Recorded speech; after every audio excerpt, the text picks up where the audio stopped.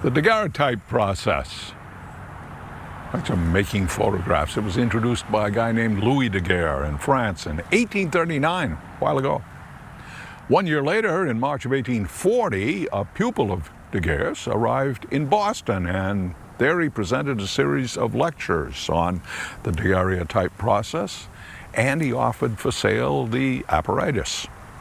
Among those at this first lecture was a guy named Samuel Bemis. He was a Boston dentist.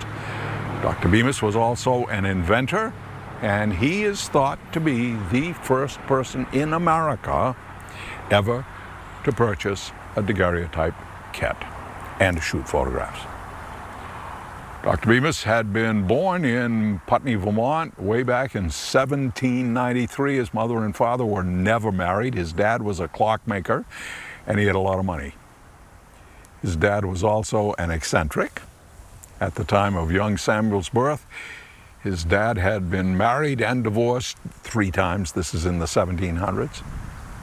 Now, although his dad did not marry his mother, he did make a generous cash settlement on her. The boy turned out to be as odd as his dad, not unlikable or dangerous, but genuinely an eccentric.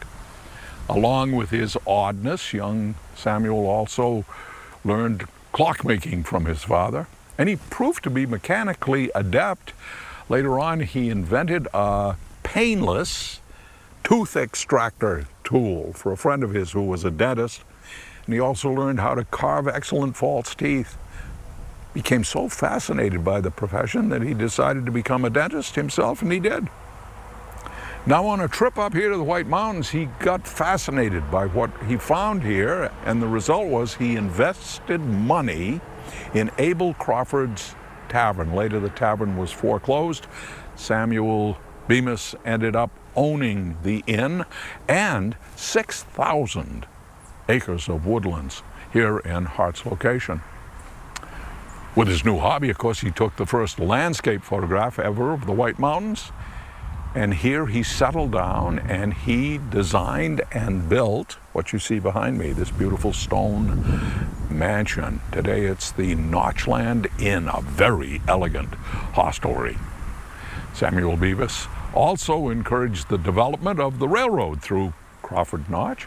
And in fact, he gave his land for the construction of the tracks and the bridge at Frankenstein's Ledge. Frankenstein was a painter, by the way, who painted the doctor's picture. It's here in the house. Dr. Bemis died in 1881. He was 88. He's buried here on the grounds, and he never married. End of story.